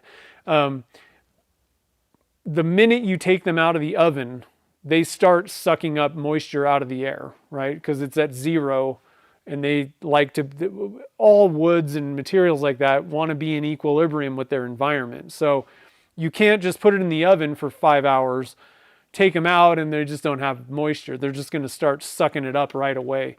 So that's why if you have the toaster close to you, or your oven or whatever, I like to, here's one strategy. If you've got like a bigger oven that you do, like the drying somewhere else and it's not really where you cast, grab yourself a toaster oven, like a smaller one, and just keep them warm next to you. So you can take them out of like the drying oven. That's how I did it. I had like a dedicated drying oven that would be at like, pretty high temperatures, 200 degrees, 220. But when it was time to cast, I would take them out of there, put them in my warm toaster oven, and that will help keep that moisture at bay while you're getting everything ready. Then you just take them out, dump them in the mold, and pour resin on. So it makes it pretty easy. So anyway, let's see here. Kate. Oh, does Kate do stabilizing? Yeah. Small ones, hold your blink. Yeah, you can just toss the small ones together. Those things work great. They're fun to turn. There's no difficulty. There may be little pits and things. I mean, I don't care if you stabilize them or not. There's probably going to be little areas where there might be a little pinhole. Just fill with a little bit of CA glue. You're good to go. But they generally turn perfectly fine. Same things as always. Sharp tools. Turn the lathe speed up and do all the normal turning things to get good results. But they're not particularly difficult. The one thing I will say is you're best off putting a CA finish on top. Again, especially if they're not stabilized, they're going to want to suck up moisture in there. So you're best to put a coating on top, fully CA glue finish on top. That will lock in, and seal them. You'll be good to go. Another thing that I would recommend, instead of, for the small ones even, when you're doing your CA finish, this is another reason why I like this combination. I really like the Starbond Super Fast Thin. And so you're not going to be using this to create a finish, like to produce like the finish on top. This stuff is so thin that it soaks into the material. So I like to put a few coats of this stuff on first, especially when I'm dealing with something, especially with like pine cones that you haven't stabilized, they're just dry. let this stuff soak into that material, and it'll help stabilize it basically with the glue.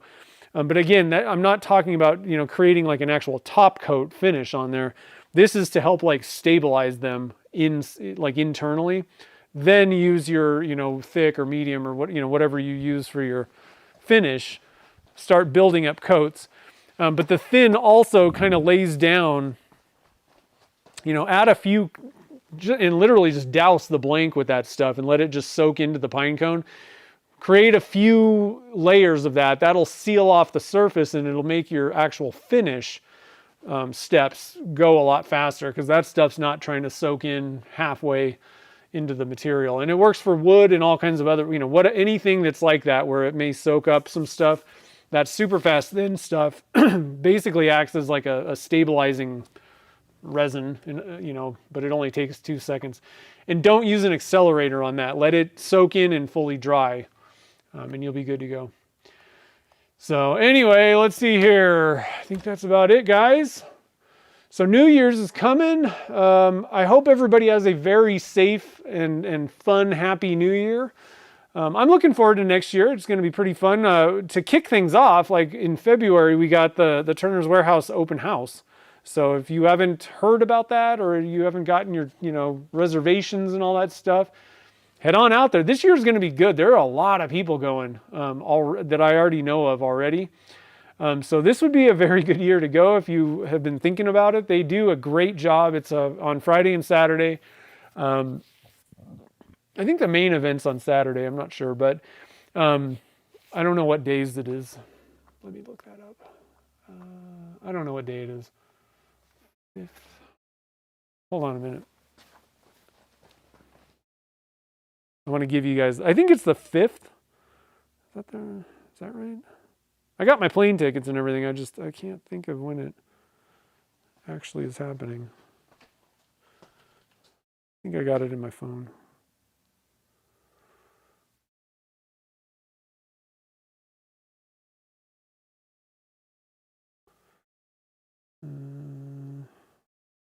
Okay, that's not working. Let me just look at a calendar. I think I can figure it out. January, February. Okay, yeah, so I'm pretty sure it's the 6th and 7th of February. So it'll be fun. So if you haven't heard about it or haven't been to the open house at Turner's Warehouse, I mean, I'm telling you guys, literally every year they make it better. And they've been doing this for, I don't know how many years, 7 years. Every year I come back and I'm like, that was the best one. So it just keeps getting better. And at this point, it's starting to rival. It's a small scale thing. It's just at Turner's Warehouse. It's not like they got like huge warehouses and like there's, thousands of people. It's not like a convention, but for being a one shop, one store, it's getting to the point where they had like the local club out. They had other vendors and tool companies and doing demos. This isn't just like Turner's Warehouse doing a couple demos. They've got a much bigger thing going on now, and it's really fun. And everybody that goes has a good time. So, I'm just if you're thinking about it, if you're like, I don't know, should I go? Sure, if you can make it, come on out. So, David's coming, nice. Let's see here. I'm gonna head up there. Sweet, Mark's coming.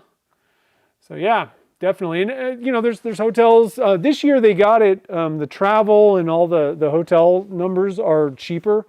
The biggest problem is you got spring training going on sometimes. So like they tried to nail the window of time, and so it's a little bit cheaper than it's been previous years. Like I said, Phoenix always has something going on, so they did a pretty good job on the dates. So it's it's depending on where you're coming from, it may be a really cheap trip, and I guarantee it's not going to disappoint. So anyway, guys, like I said, have a wonderful New Year. Next week we'll be back and we'll turn these. I'm going to have to turn one of each of these, I think. So it'll be pretty awesome. I can't wait to see how these things turn out. So many things going on. I'm hoping that comes through. Like there's all these little random components to this thing, and as you turn the blank and look at it, like something new pops out that we kind of tossed in there. But don't be afraid to throw in glitters and all the, whatever you want. A lot of times that does work out pretty well with the blanks. They usually don't disappoint. So anyway, guys, thanks for joining the fun today. Merry Christmas to everybody. Happy holidays. Happy New Year. And yeah, I guess we'll see you on the next stream. Thanks for joining the fun today.